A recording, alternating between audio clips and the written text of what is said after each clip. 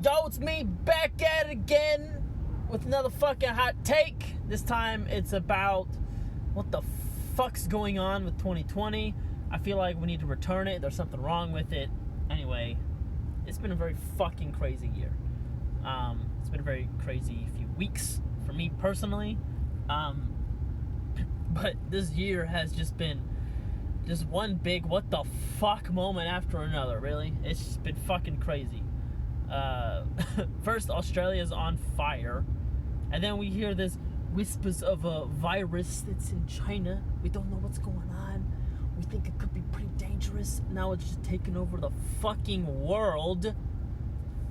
It's like, what the fuck is going on with this year? It's fucking crazy. Like, so much shit's happened this year. I fucking forgot. You know? Ryan Newman's fucking flying through the air, being a literal rocket man. Kobe Bryant dies. Like, what the fuck is going on with this year? It's fucking crazy. Anyway, main topic, what I want to talk about today is the coronavirus and its impact on sports. I think there's a little bit of a overreaction. I think just don't be fucking stupid. Don't be an idiot. Keep your goddamn hands clean, man. Keep them clean. Don't be sneezing on people. If you have any of the symptoms listed for coronavirus, don't be dumb. Think. Anyway, that's my PSA. Thank you for coming to my TED Talk. But its impact on sports is gigantic. It's basically postponed basically everything but the NFL. But even the NFL's had some troubles because people can't sign free agents because they can't have physicals because everything's fucking closed. Everything's closed. Except for my work because I'm an essential worker. Anyway.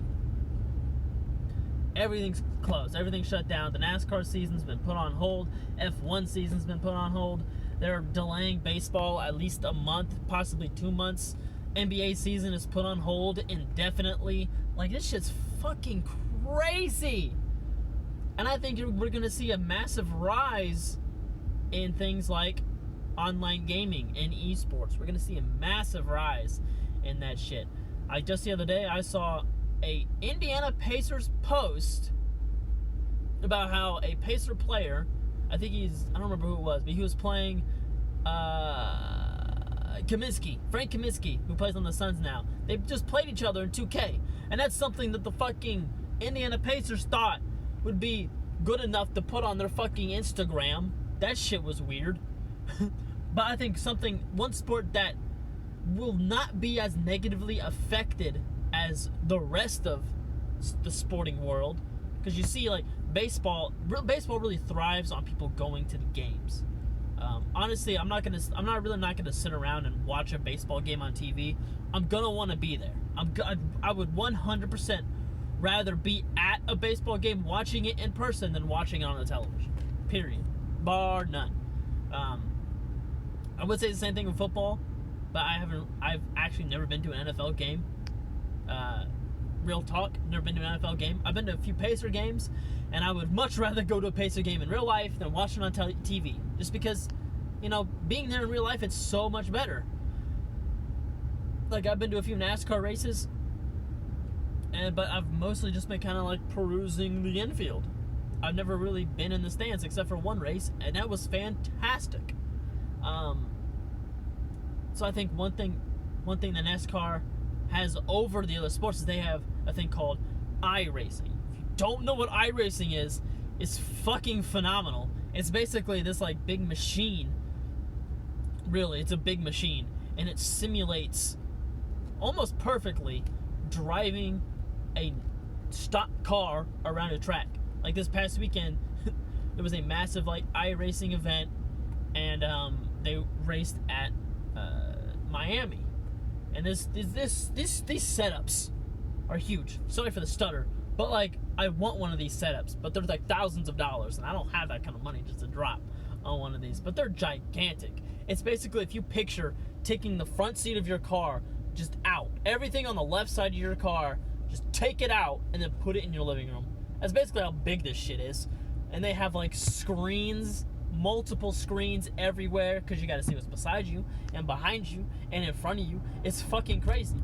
And like the entire thing will like kind of like vibrate as you're going over the track, and you're hitting all the little bumps and all the little grooves, and you can like feel your car getting into a draft, and you can like see all this shit, and it's phenomenal.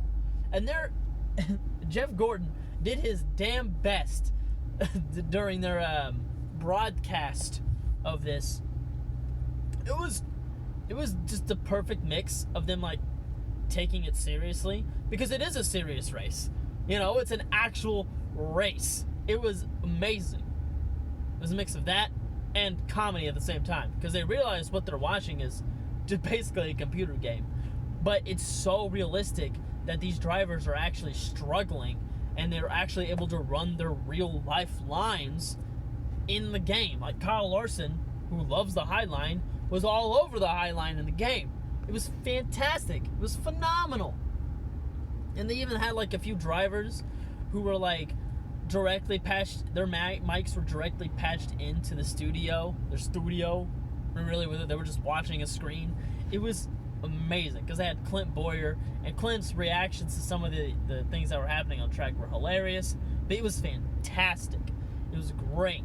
And there was one point, Dale Earnhardt Jr., who was in the race, took the lead, and all the fans were going crazy, and Jeff Gordon said something like the fact that like even the virtual fans love Dale Jr., and I'm like, yes, because Dale Jr. is the most popular driver of all time. Him and Bill Elliott, but you know, Dale Jr. I think has the most popular driver titles. He's my favorite. Anyway, but it was actually a pretty entertaining race. I think that level of, you know, we're gonna see a lot more of like esports kind of come onto the scene to kind of fill the gap of what we're missing out here. Anyway, that's all of my thoughts about this. I feel like NASCAR is really going to be able to kind of not really miss a beat with with what's going on. But I just can't wait for real sports to be back. I'm not saying esports isn't real. I'm just saying I want real life, like physical sports and shit, because that's my jam. That's what I like. Anyway, I'm gonna go because I want to get back to jamming to my music. So bye.